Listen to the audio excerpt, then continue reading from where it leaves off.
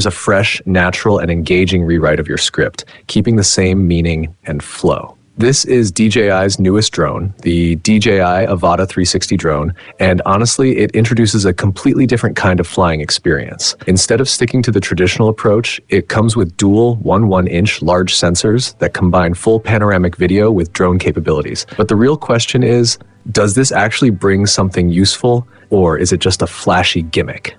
A quick shout out to my tech partner from China for sharing this video. A big thank you for making this possible. Hey everyone, it's Maiky from techmaiky. If you love staying updated with the latest gadgets, make sure to subscribe and hit the notification bell so you never miss out on our exciting tech content. What really makes panoramic drones stand out is the perspective they offer. You can capture shots from multiple angles like this, and this. And here's the crazy part. All of those clips can come from a single panoramic recording. That means during one flight, you're not limited to just one framing. You don't have to worry about missing the perfect angle anymore. And that's easily the biggest advantage here. With traditional drones, you have to think about everything before you even take off. Camera direction, gimbal tilt, subject placement, it all needs to be planned carefully.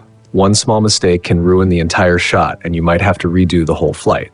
For beginners especially, balancing flying and composition at the same time can feel overwhelming and takes practice. Panoramic drones completely flip that workflow. With two cameras capturing a full 360-degree spherical view, you're recording everything around you, every direction at once. While flying, you can still adjust the gimbal or preview angles, but the real magic happens later. In post-production, you can reframe your shot, pick a new subject, and even change the entire composition. This brings two major benefits. First, it takes away a lot of pressure during flight. You can focus purely on flying the path instead of stressing over camera movements.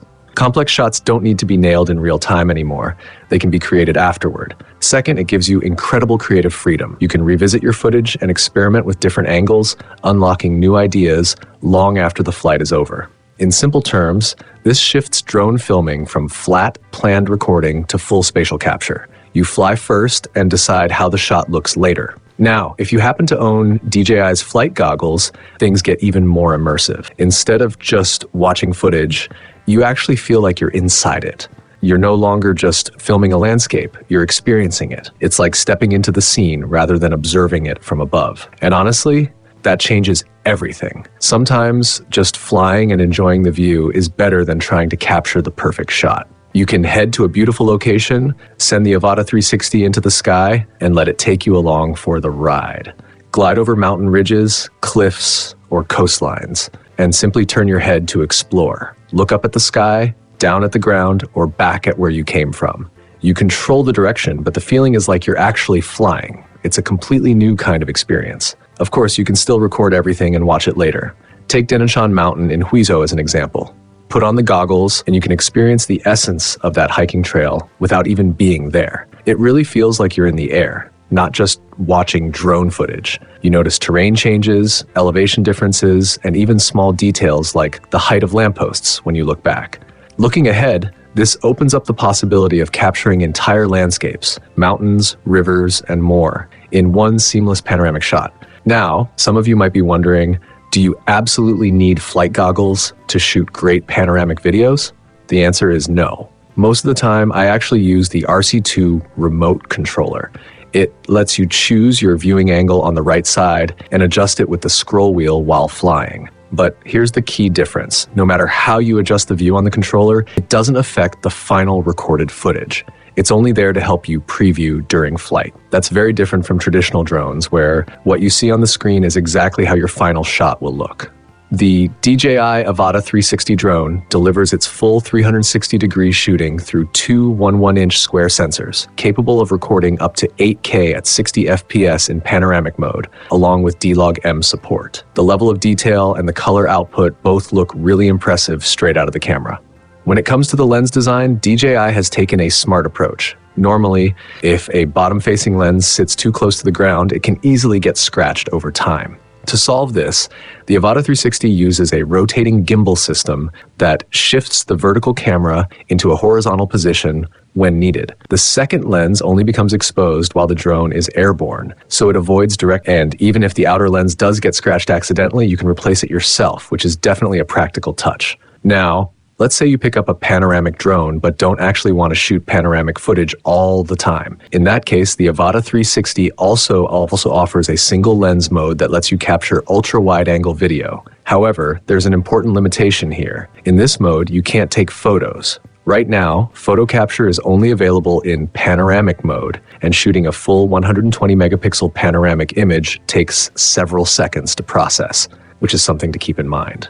On the safety side, the drone comes equipped with full omnidirectional obstacle avoidance. It even features forward-facing LiDAR, which means it can detect obstacles in complete darkness. That said, flying at night still isn't something I'd recommend. It's just too risky. Along with that, it supports O4 transmission and built-in 4G enhanced image transmission, which helps reduce the chances of losing signal during long-distance flights. When it comes to sharing your footage, both panoramic videos and photos still need to be converted into a standard flat format to work across most platforms. The good news is that editing on your phone is quick and convenient, making it easy to share content right away.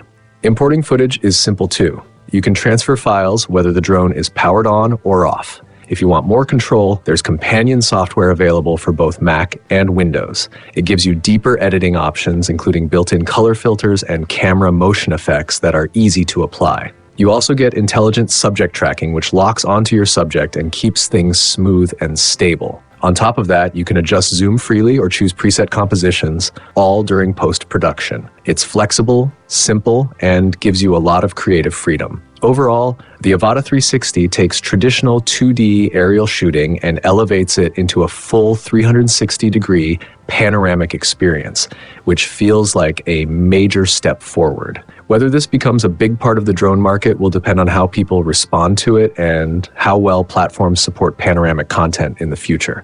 But visually, there's no doubt it opens up an entirely new way of capturing the world. So what do you think about this kind of product? Does it have potential? Let me know your thoughts down in the comments, and just to be clear, this is only a first impressions video. A full detailed review is coming soon, so make sure you stay connected with the channel. Thanks for watching. See you in the next one. Bye everyone.